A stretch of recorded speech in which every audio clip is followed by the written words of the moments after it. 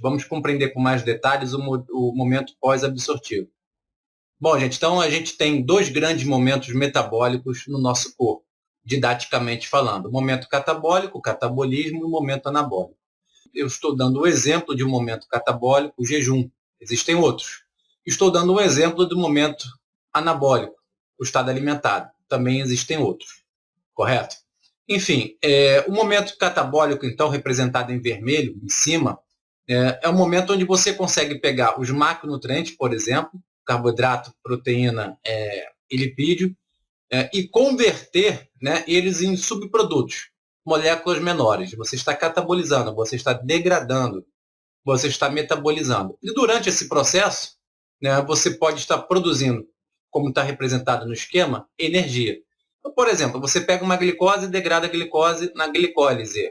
Você pega um ácido graxo e degrada ele numa beta-oxidação no ciclo de Krebs. Então, você está degradando uma macromolécula que era maior nos seus constituintes menores, como, por exemplo, CO2 e água, quando você estiver gerando ATP, por exemplo.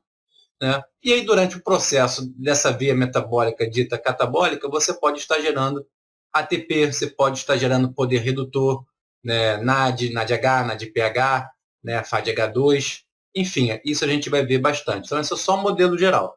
Já no momento anabólico, você tem precursores menores, agora representado em azul embaixo, né? Como aminoácidos, açúcares, uma glicose, por exemplo, um ácido graxo, bases nitrogenadas. E aí você vai gastando energia, gasta ATP, gasta poder redutor na forma do NADPH ou NADH, então você tem que doar normalmente hidrogênio para essa molécula. E aí você vai formando macromoléculas maiores. Então o aminoácido eventualmente vai virar uma proteína, uma glicose, um glicogênio, um ácido graxo pode vir a ser um triacilglicerol. Enfim, então você está no momento que você está gastando energia. Então isso acontece no ciclo de jejum alimentado, acontece em outros modelos. É claro que não é um liga e desliga como uma lâmpada da sua casa, onde você aperta um botão, agora a lâmpada está 100% ligada, ou você aperta outro botão e agora a lâmpada está 100% desligada. Aqui no nosso organismo não necessariamente é assim, ou 100% aquela via está ativada, ou 100% reprimida. Existe um gradiente, que dependendo do momento metabólico, dependendo do tecido analisado, aquela via metabólica pode estar mais ativada ou reprimida, mas não necessariamente 100%, entendeu? Então, você não sai do estado alimentado para o jejum e vice-versa como um piscar de olhos, tá? Então, as vias metabólicas vão se adaptando ao longo do tempo, ao longo das horas, segundo a oferta ou a privação de alimento, por exemplo. Bom, gente, agora a gente entra, então, de fato, no estado alimentado, essa integração metabólica. Esse é um livro que eu curto bastante, é o livro do Devlin, o autor Devlin. O título é Bioquímica com Correlação Clínica. Então, de uma maneira geral, você está aqui no estado anabólico, você vai estar gastando energia para formar glicogênio, formar proteína, formar gordura, no triacilglicerol. Todos os tecidos estarão consumindo em grande parte glicose. Né? O metabolismo da gordura, a lipólise no tecido adiposo fica suprimido, até porque a relação insulina-glucagon agora está alta, privilegiando a síntese de gordura, privilegiando a metabolização da glicose para gerar ATP. Todos os tecidos conseguem consumir glicose, aparentemente não tem nenhuma exceção. Não necessariamente conseguem degradá-la totalmente em CO2 e água. Alguns tecidos, algumas células, né, não possuem mitocôndria.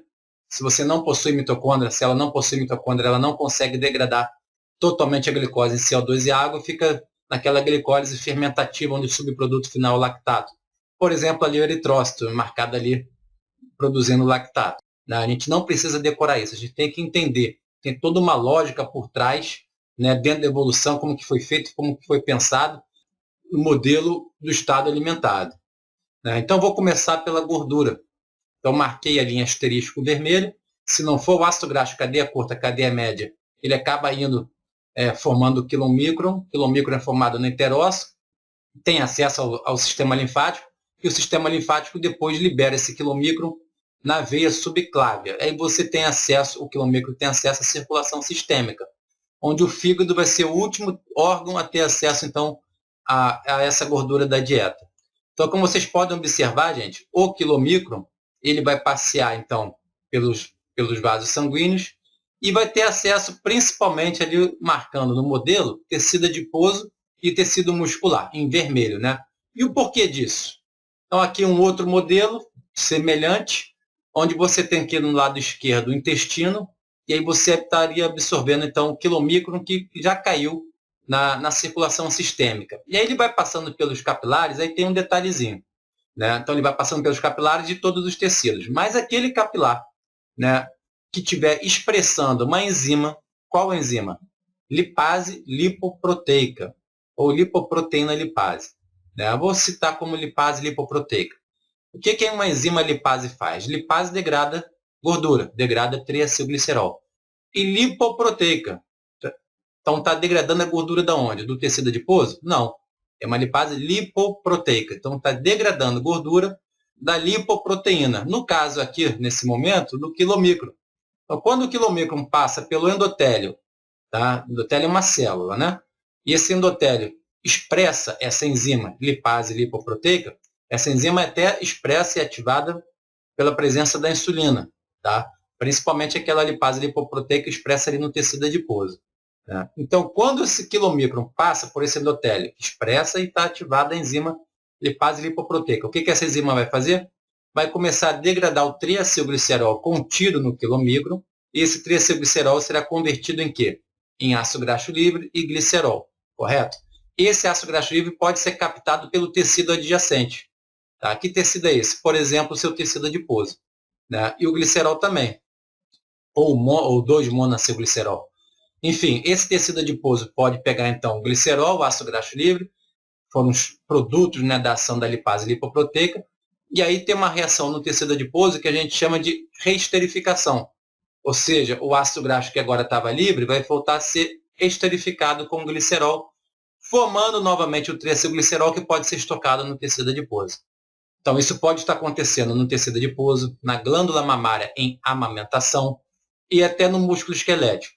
Né? Então, o quilomicron está passando pelos capilares que tem a lipase lipoproteica e essa enzima vai degradando o triacilglicerol, os tecidos vão captando, então, novamente, tecido adiposo e glândula mamária em amamentação, e aí você vai reesterificando esse ácido graxo livre com glicerol, formando o triacilglicerol para o estoque. Esse quilomicron vai perdendo volume, já que ele está perdendo conteúdo de triacilglicerol, e passa a ser chamado, então, de remanescente de quilomicron. E esse remanescente de quilomicron, na sequência, pode ser captado pelo fígado. Aí você vai lembrar que ele vai precisar daquela apolipoproteína B48, que todo quilomicron tem. É importante para o fígado reconhecer aquilo ali como quilomicron e catabolizá-lo. A VLDL é produzida endogenamente pelo fígado, tem bastante conteúdo também de triacilglicerol, também vai passar pelos tecidos, também vai ser metabolizada pelas lipases lipoproteicas, também vai perder conteúdo de triacilglicerol, então ela vai passar a ser chamada de um remanescente de VLDL, alguns chamam de IDL.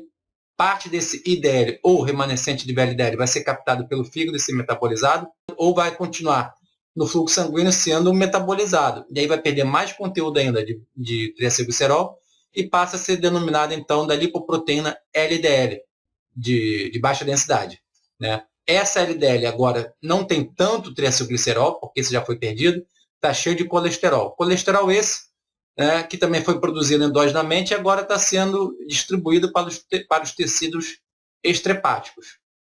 Todos os tecidos, todas as células têm uma demanda por colesterol. E o grande produtor, não o único, mas o grande produtor do nosso corpo para o colesterol, né, é o fígado. Então o fígado produz e acaba distribuindo via LDL colesterol para todas as células. O colesterol tem várias funções, dentre elas todas as membranas plasmáticas ou membranas internas da célula, membrana mitocondrial, por exemplo, nuclear, todas têm algum grau de colesterol. Então é preciso você ter colesterol. Né? Se você é um tecido que vai produzir muito hormônio esteroide, onde a base é colesterol, você tem uma grande demanda por colesterol. A questão da vitamina D, o precursor também é 7-deidrocolesterol. Então você tem essa demanda, sal biliar, né, a base colesterol. Então você tem uma demanda contínua diária por colesterol. Né? Não confundir colesterol com lipoproteína LDL. A LDL em si não é colesterol, ela contém colesterol. A LDL é uma lipoproteína com diversas funções que contém colesterol e uma das funções é justamente distribuir colesterol para os diferentes tecidos. Já o HDL, né, seria a lipoproteína de alta densidade, grande função dela, dentre outras que também vêm sendo descritas, seria o transporte reverso de colesterol. Então, é uma lipoproteína também que consegue captar o colesterol dos tecidos extrahepáticos e encaminhá-lo para o fígado. Então, você tem, dentro da normalidade, essa homeostase de colesterol, onde você produz no fígado, empacota ali na lipoproteína VLDL, que vai ser convertida em LDL. Essa LDL é rica em colesterol, distribui o colesterol para os diferentes tecidos extrahepáticos, né? E vamos dizer assim, entre aspas, a sobra, bem entre aspas, tá? Você vai recaptar esse colesterol, esse excedente de colesterol dos diferentes tecidos via HDL. Isso chama o transporte reverso de colesterol, que vai chegar então no fígado para posterior metabolização. Bom, o estado alimentado agora, vamos frisar a conversão da glicose em gordura. Então, sim, é possível, né, que você consiga converter essa molécula de glicose que está excedente nesse momento em ácido graxo e, né, posteriormente em triacilglicerol. Então, vamos ver como que isso pode estar acontecendo. Então, essa conversão da glicose em gordura, lipogênese, vai se dar majoritariamente no tecido hepático, em algum grau no tecido adiposo. Tá? Então, vamos ver a síntese de lipídios. Então, de novo, parece muito assustador, mas eu estou aqui para isso, para ajudar vocês, correto? Então, vamos tentar desmembrar passo a passo como que se dá a síntese de ácido graxo a partir do seu carboidrato. Então, a primeira coisa que eu tenho que mostrar aqui para vocês é o seguinte, né? Que a glicólise ali no seu lado esquerdo, em cima, que você já conhece muito bem, a glicólise é capaz, então, de converter uma molécula de glicose em 2 moléculas de piruvato. Esse piruvato, nesse modelozinho aqui, ele pode ser convertido, então, captado, melhor dizendo, por aquele transportador representado em verde, que é o MCT, para a matriz mitocondrial. Então, ele sai do citosol, onde foi produzido pela glicólise, e vai para a matriz mitocondrial. Lá, o piruvato pode seguir alguns caminhos metabólicos. A sua conversão em acetil-CoA, também como está mostrado aqui, pelo complexo multienzimático piruvato desidrogenase. Além disso, o piruvato também pode ser convertido em oxalacetato. Oxalacetato esse que é um intermediário do ciclo de Krebs, isso você também já sabe, tá? Pela enzima piruvato carboxilase. Então, entenda, imagine que você tem 2 moléculas de piruvato chegando aqui. Uma delas vai ser convertida em acetil-CoA, vai até liberar NADH, como a gente sabe, CO2, por exemplo, né? E uma outra molécula de piruvato você vai ser convertida em oxalacetato pela piruvato carboxilase. Nessa reação da piruvato carboxilase, o piruvato vai ganhar mais um carbono. Então, de 3 carbonos, vai a 4 carbonos, como o oxalacetato tem, 4 carbonos. Então, na sequência, gente, pensando na síntese de gordura a partir do carboidrato, você tem a condensação do oxalacetato em acetil-CoA, pela enzima citrato-liase. Lembra da citrato-liase? É a mesma... Citrato-sintase, desculpa. É a mesma enzima, é a primeira enzima do ciclo de Krebs, que você já conhece. Tá? Então, vai liberar com enzima livre e vai juntar, vai formar o citrato, que tem 6 carbonos. Agora, diferentemente do citrato, agora não vai entrar no ciclo de Krebs para ser totalmente oxidado depois na cadeia de transporte de elétrons e tal. Não é aí para gerar energia. A gente vai formar gordura. Então, o citrato que foi formado na primeira reação do ciclo de Krebs, a partir do metabolismo do carboidrato, ele vai voltar para o citosol. E lá no citosol ele vai encontrar uma enzima denominada citrato-liase. O que a citrato-liase vai fazer? Então, o nome já é bem sugestivo, né? Como o nome também é sugestivo da citrato-sintase. Sintetiza citrato. E a citrato-liase degrada o citrato. É uma enzima que depende de ATP para isso. Então, você tem que dar energia e, ao dar energia na forma de ATP, você consegue degradar o citrato nos seus constituintes básicos, que são o oxalacetato e acetilcoenzima A. Então, por que tantas reações até você gerar acetilcoenzima A no citosol? O fato, gente, é que você precisa de abundância de acetil-CoA no citosol para formar o ácido graxo. Então, o ácido graxo é formado no citosol. A tal da queima do ácido graxo é na mitocôndria. Isso até facilita a célula, né, de certa forma, compartimentalizar o local de síntese e o local da degradação. Então, de novo, síntese de ácido graxo, citosol. É claro que vai precisar daquelas etapas que eu acabei de mostrar na mitocôndria. Mas a queima da gordura na mitocôndria. É assim que acontece. Então, não tem nenhuma enzima, por exemplo, não tem uma piruvato desidrogenase no citosol para converter o piruvato em acetil-CoA no citosol. Aí estaria resolvido o problema. Isso não existe. Tá? Então, o piruvato é necessário entrar na matriz mitocondrial pelo MCT, ser convertido em oxalacetato e acetil-CoA, formar o citrato pela citrato-sintase, depois, né, sair de novo para o citosol e aí sim ativado pela citrato-liase, com gasto de ATP, ser convertido novamente a acetil-CoA e oxalacetato. E esse acetil-CoA que eu estou marcando aqui no citosol, que está marcado em vermelho, que vai dar origem à síntese do ácido graxo, o principal formado é o palmitato, é um ácido graxo saturado, 16,0, ou seja, 16 porque tem 16 carbonos na estrutura. um ácido graxo cadeia longa. E o 0 é porque não tem nenhuma ramificação, é totalmente saturado. Daqui a pouco eu vou mostrar como que isso é possível. Mas vamos olhar a rota aqui do oxalacetato no citosol. Então, o oxalacetato foi formado no citosol e aí ele tem uma reação enzimática de que é a malato desidrogenase na sequência. Então, a malato desidrogenase pega o NADH lá da glicólise. Onde mesmo foi formado o NADH na glicólise? Gliceraldeído 3-fosfato desidrogenase. Na glicólise, você tinha o gliceraldeído 3-fosfato, que achava a enzima gliceraldeído 3-fosfato desidrogenase, que fosforilava ele com fosfato inorgânico, formando um 3-bifosfoglicerato, mas também na reação você liberava o NADH, correto? Então, esse NADH está sendo da gliceraldeído 3-fosfato desidrogenase, correto? Então, esse NADH vai acabar reduzindo o oxalacetato em malato, a enzima malato desidrogenase. Se você for observar, gente, essa reação também existe, só que de forma reversa, lá no ciclo de Krebs. No ciclo de Krebs, o malato é convertido em oxalacetato. No citosol é o contrário. É o oxalacetato que está sendo convertido em malato pelo poder redutor do NADH. Então, agora você tem um malato, e esse malato, através da enzima málica, ele vai perder um carbono e vai ser convertido em piruvato. Então, o oxalacetato tem 4 carbonos, o malato tem 4 carbonos na estrutura, e ao perder o CO2, o malato converte-se em piruvato, que tem 3 carbonos.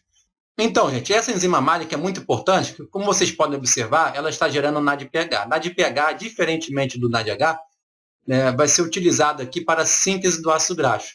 Então, o ácido graxo saturado, o palmitato, ele é cheio de hidrogênio, por isso que ele é saturado, ele está cheio de hidrogênio.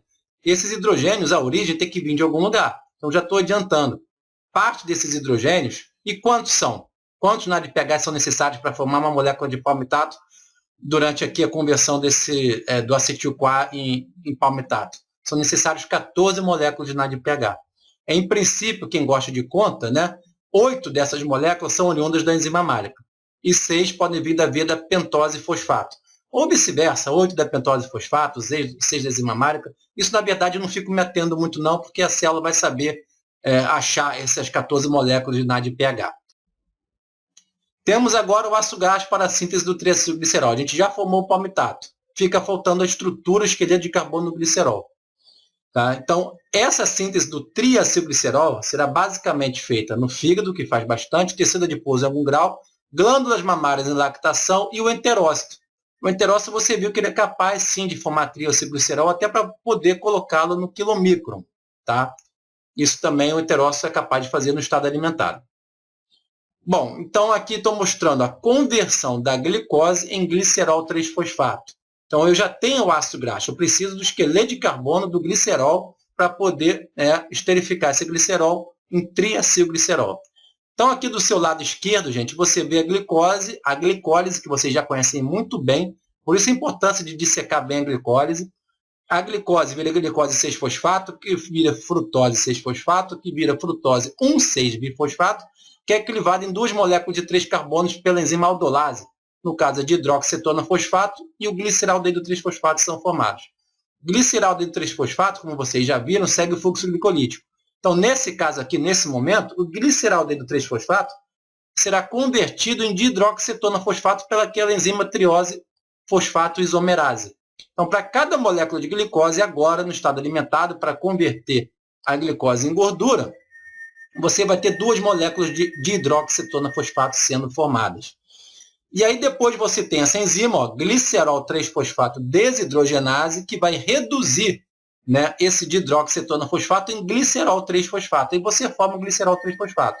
Aparentemente, o seu fígado também consegue fazer essa reação aqui, à sua direita. Qual reação? Pegar a molécula de glicerol que chega e ter a glicerol-quinase. Glicerol-quinase fosforila diretamente o seu glicerol em glicerol fosfato. No caso, o fosfatozinho ali está no carbono 3 do glicerol, por isso é o glicerol 3-fosfato. E a gente já viu também que o enterócito consegue fazer isso, mas no caso do enterócito, você tem o 2-monacilglicerol, que era um produto da digestão lá do lipídio ao longo da dieta, no trato gastrointestinal, e pela micela você conseguia captar o 2-monacilglicerol e o ácido graxo livre. Então, no enterócito, você tem um 2-monacilglicerol que será esterificado com ácido graxo livre para formar o triacilglicerol, posteriormente formar, então, o quilomicron. Bom, gente, agora a conversão do glicerol 3-fosfato no ácido fosfatídico. Então, são etapas importantes também. Tá? Existe uma outra via capaz de fazer isso, menos importante, eu vou apenas me ater a essa. Então, você tem um glicerol 3-fosfato. Em duas etapas sequenciais, você tem a ativação do ácido graxo, representado aqui em azul, à direita. Esse ácido graxo é ativado inicialmente ao seu derivado coenzima A. Tem enzima que faz isso, é acil-coenzima A sintetase. Então, sintetiza o acil-coenzima A. Então, você precisa como substrato coenzima A, ATP, porque isso gasta energia, e também vai precisar, obviamente, do ácido graxo. Esse ATP é crivado em AMP, monofosfato de adenosina. Então, embora você esteja crivando apenas uma molécula de ATP, em termos reais, é como se você estivesse crivando duas moléculas de ATP, porque ele está sendo convertido em AMP. E esse AMP, para voltar a ser ATP, ele vai ter que precisar de 2 fosfatos, ou seja, energeticamente é o custo de 2 moléculas de ATP para você ativar o ácido graxo ao seu derivado coenzima A, formando acil-coenzima A, como você pode ver aqui, e aí sim, o acil-coenzima A pode ser transferido para a molécula de glicerol 3-fosfato inicialmente, liberando a coenzima A, e na sequência mais outro acil-coenzima A ativado, da forma análoga, libera a coenzima A também, e você consegue transferir para a molécula crescente. Né? Aí você forma o ácido fosfatídico. Então, quem é o ácido fosfatídico? Ele tem 3 carbonos na estrutura. O carbono 1, carbono 2 já está esterificado com ácido graxo, de cadeia longa, e tem um fosfatozinho ali no carbono 3. Então, na sequência, gente, esse ácido fosfatídico vai perder o fosfato. Qual enzima faz isso? Uma fosfatase, que retira o fosfato. Então, é o ácido fosfatídico fosfatase, retira o fosfato, e ao retirar o fosfato, você tem agora 1,2-diacilglicerol. 1,2 porque o ácido graxo está ligado no carbono 1, no carbono 2. São 2 acilglicerol, que o acil você já entendeu que é o ácido graxo ligado ao glicerol. Então só falta agora mais um ácido graxo para a gente completar e formar o triacilglicerol. Então isso que está acontecendo é a conversão do ácido fosfatídico em triacilglicerol. Primeira etapa, você tira o fosfato, forma 1,2-diacilglicerol. Na sequência, você ativa outro ácido graxo ao seu derivado coenzima A, gasta equivalente energético de 2 moléculas de ATP novamente, libera a coenzima A desse ácido graxo ativado, que é o acil-CoA, e você consegue esterificar, então, no carbono 3 agora, do 1,2-diacilglicerol, formando o triacilglicerol.